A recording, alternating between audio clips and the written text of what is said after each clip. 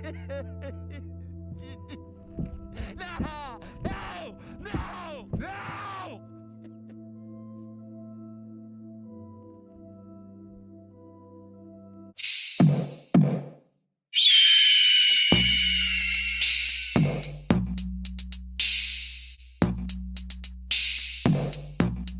What's going on, Falcons fans? Logan here. Welcome back to Rise Up Rundown, and if you're new here, welcome. So, this has been an awaited video for a while now, and that is going over the players to keep or release in 2023 for the Atlanta Falcons. Now, this video is mostly unrestricted free agents, but there's two players that are not unrestricted free agents that I still kind of wanted to go over if we should keep or release them, because I think it is important to talk about. And, well, honestly, you know what? I was going to try and build this up even more, but that's basically all I had to say for the intro. So let's get started. So let's start with those two players that are not unrestricted free agents, but I do still think it is very important to talk about. And the first one being Marcus Mariota. What the heck do you do with Marcus Mariota?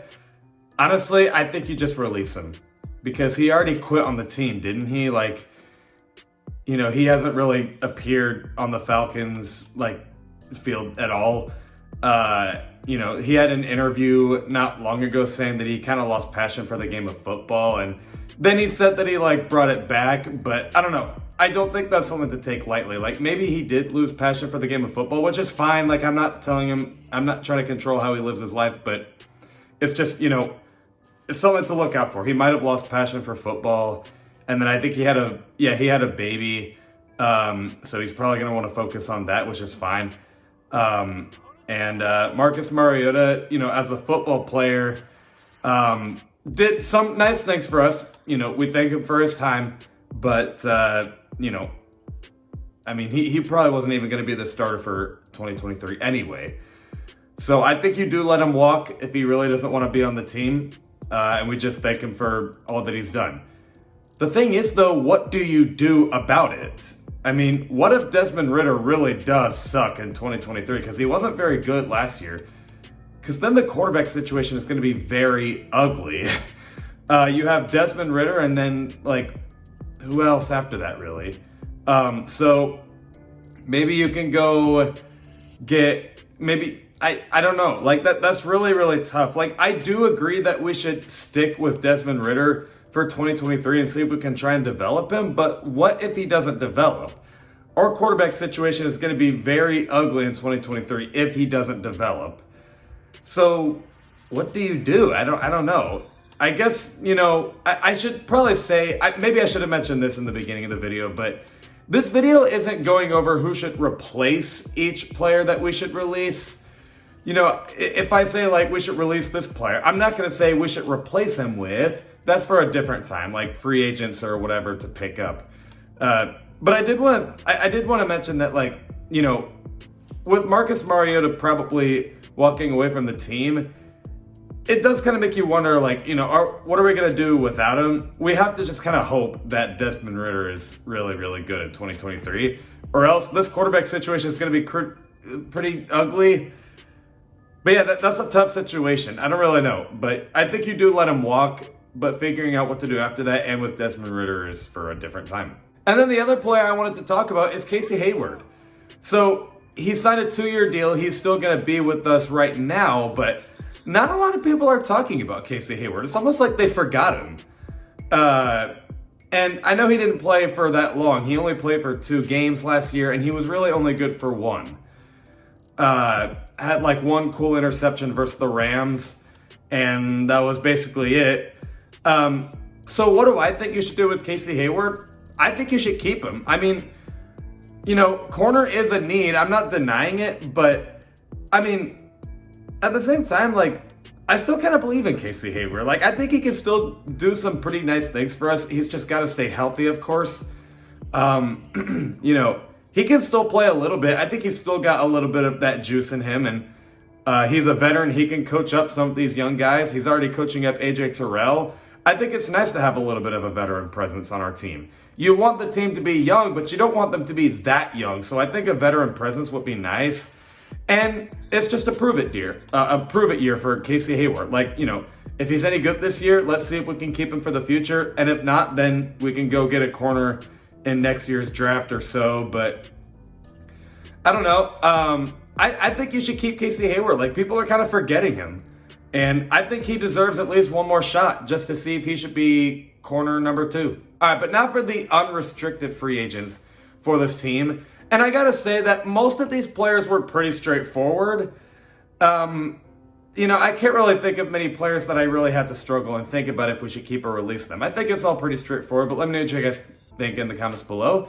And that starts with Lorenzo Carter. I think this one's obvious. I think you keep him. He was an impactful pass rusher. He did some really cool things, especially versus the Panthers with a pick 6. And, you know, he's back home in Georgia. All the fans, of course, love it. I think he loves it, just coming back to play in Atlanta. And, you know, he's kind of a veteran. He hasn't been in the league for like that long, but he's been here for a while. And whatever pass rusher we hopefully get in the first round of the draft, maybe Lorenzo Carter, along with Grady Jarrett, could be a good coach to coach up these guys. Like I said, you don't want your team to be that young. And I do think that Lorenzo Carter is a nice, quiet veteran presence for us, and I think we should keep him. The next player, I know I answered this in a mailbag question not long ago, but I do think that you should keep Caleb McGarry. If he did not have the season he did last year, then this would be an easy decision of like, yeah, we should move on and try and get a different right tackle. But that's not the case. Caleb McGarry had not just a great 2022, but like a breakout 2022. Nobody thought he was going to be who he was, but especially in the run game, he was an awesome offensive lineman. And I do think that not getting the 5th-year option did motivate him. And yeah, I think he should stay. Like, he did prove himself, or at least for a year. I wouldn't pay him that much. I would give him maybe like a small 1 to 2 year prove it deal. Because to be fair, it was only one good year from Caleb McGarry, but it was a very good year from Caleb McGarry, and that's not to be slept on.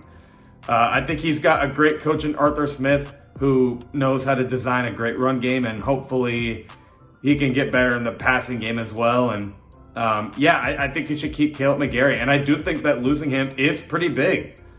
Again, if he gets released or something, I don't know, like, I don't know what to do about his replacement if he's gone. But I'm here to say that Caleb McGarry, I think, should stay. Another player that we should keep is Olamide Zaccheaus. Now, originally I was going to say we should let him go, because we like Olamide Zaccheaus, but I don't think he should be a wide receiver number 2. But then I was like, but I think he would be a great wide receiver number 3. My thinking for the Falcons is they're supposed to, this is what I would do, they're supposed to get a great impactful wide receiver number 2, either in free agency or in the 2nd round of the draft. Not the first, Arthur Smith and Terry Fontenot, the 2nd. Get a pass rusher in the 1st round, for crying out loud. But in the 2nd round of the draft or in free agency, they should get an impactful wide receiver number 2. A big name. Like Keenan Allen, like I said in the last video. I don't know. But I think Olamide Zaccheaus could be a very good wide receiver number 3. He's done some nice things for us. And it's amazing how long he's lasted here on Atlanta. Or in Atlanta, I should say. So, I mean, he probably shouldn't be signed to like that big of a deal. Like, maybe you give him like a 1-year prove-it deal or a 2-year deal. But I think he would be a pretty good wide receiver number 3, at least for a little while, not for the years to come. I think, you know, maybe down the road you get a bigger upgraded wide receiver, but I think for now in 2023 and maybe 2024, he could be a good wide receiver number 3. This next player is a player that I get frustrated talking about, Isaiah Oliver. Sadly, you kind of have to keep him, right? I mean, as much as I trash on him, I gotta admit, he is being a lot better than he was. Like, he's gotten better in coverage skills, and, you know, when he's out on the field, he's really not that bad. I mean, he's physical. He can tackle. He can make some nice aggressive plays. And again, as a corner, he's gotten better. Maybe he just really did need to play nickel corner instead of, you know, outside corner. Maybe he just needed to find the right position, and you probably give him yet another like prove it year and just see where it goes. I don't know. I guess you just give him another prove it year, and And again, just see where it goes. The next player is Rashaan Evans. I think you keep him. Goes back to Lorenzo Carter. I think you need a nice little veteran presence to coach up hopeful young pass rushers we can get in the first round of the draft. And he likes to play for Arthur Smith. And he really wasn't a bad player last year. Falcons need desperate help at pass rush anyway, so just keep any possible good player that you have, and let's just hope that Rashaan Evans can at least be sort of impactful in the years to come, so I think you keep him. And then the last player, this is kind of debatable that you should keep, is Michael Pruitt. He really wasn't that bad last year.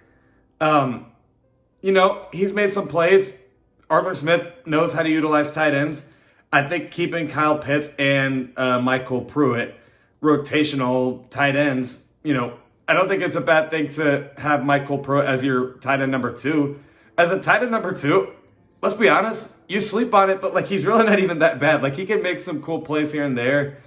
How much longer do you keep him? I don't know. I guess I would give him another 2-year deal. I think he could be good for another 2 years. He's really not a bad tight end number 2. Do you want him as tight end number 1? No, of course not. You want Kyle Pitts. But, I don't know. As a tight end number 2, he's really not that bad. And he can be a good set piece to develop either Desmond Ridder or work with another quarterback we might possibly get if Ridder sucks.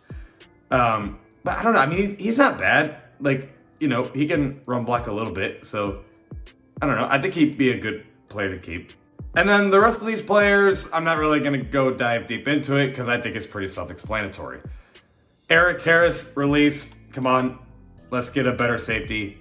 Can't keep him. He doesn't even start. It's Richie Grant and Jalen Hawkins, and I'm expecting the Falcons to go aggressive and probably get a bigger impact at safety anyway. No, I'm done. Let's get rid of Eric Harris. Damiere Byrd, thankful for what he did for us. He had some cool moments, especially versus the Panthers, but no. Let's get some better wide receivers here. And it's the same with Kadero Hodge. Those two players, it's literally the same thing. They did some cool things for us. It's nice, thankful for all that they did. But no, let's get some better wide receivers. But that is all I got. Let me know what you guys think in the comments below, and I will see you guys with a video this Sunday answering mailbag questions at 11 o'clock a.m. Eastern. Love and appreciate you all for the support. And as always, rise up.